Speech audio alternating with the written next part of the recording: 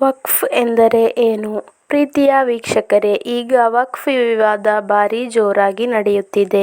ಅನೇಕ ಕಡೆಗಳಲ್ಲಿ ಪ್ರತಿಭಟನೆಗಳು ವಕ್ಫ್ನ ವಿಷಯದಲ್ಲಿ ನಡೆಯುತ್ತಿದೆ. ಹಾಗಾಗಿ ವಕ್ಫ್ನ ಸಂಪೂರ್ಣ ಮಾಹಿತಿ ನಾನಿವತ್ತು ವಿವರಿಸುತ್ತೇನೆ. Welcome back to Rashu blog YouTube channel. ಪ್ರೀತಿಯ ವೀಕ್ಷಕರೇ, ವಿಷಯ ಶುರು ಮಾಡುತ್ತೇನೆ.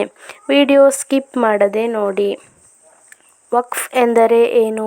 ವಕ್ಫ್ ಎಂದರೆ ಮುಸ್ಲಿಮರು ತಮ್ಮ ಧಾರ್ಮಿಕ ಉದ್ದೇಶಗಳಿಗೆ ಬೇಕಾಗಿ ಅಲ್ಲಾಹನಿಗೆ ಸಮರ್ಪಿಸಿದ ಸ್ವತ್ತುಗಳಾಗಿವೆ. ಒಬ್ಬ ವ್ಯಕ್ತಿ ಒಂದು ಜಾಗ ಅಥವಾ ಒಂದು ವಸ್ತು ಅಲ್ಲಾಹನಿಗೆ ಸಮರ್ಪಿಸಿದರೆ ನಂತರ ಆ ಜಾಗದಲ್ಲಿ ಆ ವ್ಯಕ್ತಿಗೆ ಯಾವುದೇ ಹಕ್ಕು ಇಲ್ಲ. ನಂತರ ಆ ವ್ಯಕ್ತಿಗೆ ದೇವರ ಹೆಸರಿನಲ್ಲಿ ವಕ್ಫ್ ಮಾಡಿದ ಜಾಗವನ್ನು ಮರಳಿ ಪಡೆಯಲು ಸಾಧ್ಯವಿಲ್ಲ. ನಂತರ ಆ ಭೂಮಿಯ ಅಧಿಕಾರ ಇರುವುದು ವಕ್ಫ್ ಬೋರ್ಡಿಗಾಗಿದೆ. ಮುಸ್ಲಿಮರು ತಮ್ಮ ಧಾರ್ಮಿಕ ಉದ್ದೇಶಗಳಿಗಾಗಿ ದಾನ ಮಾಡಿದ ಆ ಭೂಮಿಯಲ್ಲಿ ಮಸ್ಜಿದ್ಗಳು, ಮದ್ರಸಗಳು, ಕಬ್ರಸ್ತಾನ್, ಈದ್ಗಾ ಇತ್ಯಾದಿ ಸಂಸ್ಥೆಗಳು ನೆಲೆಗೊಂಡಿವೆ. ಈ ವಕ್ಫ್ ಬೋರ್ಡ್ ಭೂಮಿ ಅಥವಾ ಜಮೀನನ್ನು ಸರ್ಕಾರದಿಂದ ನೀಡಲ್ಪಟ್ಟ ಜಾಗ ಅಲ್ಲ ಅಥವಾ ಯಾವುದೇ ಒತ್ತುವರಿ ಭೂಮಿಯೂ ಕೂಡ ಅಲ್ಲ. ವಕ್ಫ್ ಎಂಬ ಭೂಮಿ ಅದು ಮುಸ್ಲಿಮರೇ ಅಲ್ಲಾಹನಲ್ಲಿ ದಾನ ಮಾಡಿದಂತಹ ಜಾಗವಾಗಿದೆ. ಮುಸ್ಲಿಮರು ತಲತಲಾಂತರದಿಂದ ಉಪಯೋಗಿಸಿಕೊಂಡು ಬರುತ್ತಿರುವ ಮಸ್ಜಿದ್ಗಳು, ಕಬ್ರಸ್ತಾನ್ಗಳು, ಅದೇ ರೀತಿ ದರ್ಗಾ ಇತ್ಯಾದಿಗಳೆಲ್ಲ ವಕ್ಫ್ ಭೂಮಿಯಲ್ಲಿ ನೆಲೆಗೊಂಡಿವೆ. ವಕ್ಫ್ ಎಂಬ ನಿಯಮ ಯಾವಾಗ ಆರಂಭವಾಯಿತು? ನಾವು ಇತಿಹಾಸವನ್ನು ಪರಿಶೋಧಿಸುವಾಗ ಭಾರತಕ್ಕೆ ಸ್ವಾತಂತ್ರ್ಯ ಸಿಗುವ ಮೊದಲೇ, ಅಂದರೆ ದೆಹಲಿಯನ್ನು ಆಳುತ್ತಿದ್ದ ಸುಲ್ತಾನರ ಕಾಲದಲ್ಲಿಯಾಗಿದೆ ವಕ್ಫ್ ಭಾರತದಲ್ಲಿ ಪ್ರಾಬಲ್ಯ ಹೊಂದುವುದು.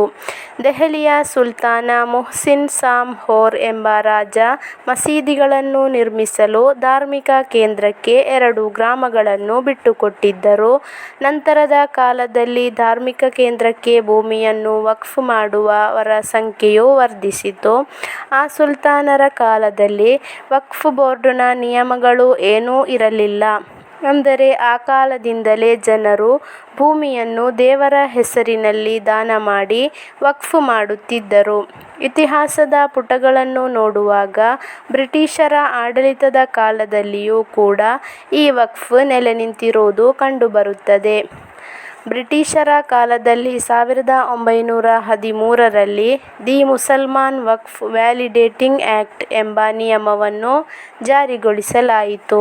ನಂತರ ಮತ್ತೆ 1923ರಲ್ಲಿ ವಕ್ಫ್ ಮ್ಯಾನೇಜ್ಮೆಂಟ್ನಲ್ಲಿ ಇನ್ನೂ ಹೆಚ್ಚು ಸುಧಾರಣೆ ತರಲು ಮುಸಲ್ಮಾನ್ ವಕ್ಫ್ ಆಕ್ಟ್ ಎಂಬ ನಿಯಮವನ್ನು ಕೂಡ ಜಾರಿಗೆ ತರಲಾಯಿತು. ನಂತರ ಭಾರತ ಬ್ರಿಟಿಷರ ಕೈಯಿಂದ ಸ್ವಾತಂತ್ರ್ಯಗೊಂಡ ಬಳಿಕವೂ ವಕ್ಫ್ ಬೋರ್ಡ್ ನಿಯಮವು ಮುಂದುವರಿಯಿತು. 1954ರಲ್ಲಿ ದಿ ಸೆಂಟ್ರಲ್ ವಕ್ಫ್ ಆಕ್ಟ್ ಎಂಬ ನಿಯಮಗಳನ್ನು ಕೂಡ ಜಾರಿಗೆ ತರಲಾಯಿತು. 1995ರಲ್ಲಿ ಮಹತ್ವಪೂರ್ಣವಾದ ಒಂದು ತಿದ್ದುಪಡಿ ಮಾಡಲಾಗುತ್ತದೆ.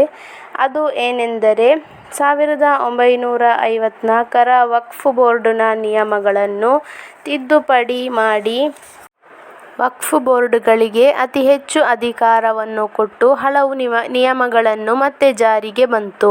ಅದಾಗಿದೆ ದಿ ವಕ್ಫ್ ಆಕ್ಟ್ ಆಫ್ 1995. ನಂತರ 2013ರಲ್ಲಿ ವಕ್ಫ್ ಬೋರ್ಡನ್ನು ಮತ್ತೊಮ್ಮೆ ತಿದ್ದುಪಡಿ ಮಾಡಿ ಹೊಸ ಕೆಲವು ನಿಯಮಗಳನ್ನು ಕೂಡ ಜಾರಿಗೆ ತರಲಾಯಿತು. ಆ ಸಮಯದಲ್ಲಿ ವಕ್ಫ್ ಬೋರ್ಡ್ನ ವಿಷಯದಲ್ಲಿ ಯಾರಿಗೂ ಏನೂ ತೊಂದರೆಯಾಗಿಲ್ಲ, ಎಲ್ಲವೂ ಸರಿಯಾಗಿತ್ತು. ಆದರೆ ಈಗ ವಕ್ಫ್ ಬೋರ್ಡ್ನ ವಿಷಯದಲ್ಲಿ ಬಿಜೆಪಿ ಸರ್ಕಾರ ತರಲು ಹೊರಟಿರುವ ಹೊಸ ತಿದ್ದುಪಡಿಗಳು ಮುಸ್ಲಿಮರಿಗೆ ಅಸಮಾಧಾನವನ್ನು ಉಂಟುಮಾಡಿದೆ. ಈಗಿನ ಬಿಜೆಪಿ ನೇತೃತ್ವದ ಕೇಂದ್ರ ಸರ್ಕಾರ 14 ಹೊಸ ತಿದ್ದುಪಡಿಗಳನ್ನು ತರಲು ತೀರ್ಮಾನಿಸಿದೆ. ಆ 14 ಹೊಸ ತಿದ್ದುಪಡಿಗಳನ್ನು ವಿರೋಧಿಸಿ ಇಂದು ಮುಸ್ಲಿಮರು ಭಾರತದಾದ್ಯಂತ ಪ್ರತಿಭಟನೆ ಮಾಡುತ್ತಿದ್ದಾರೆ.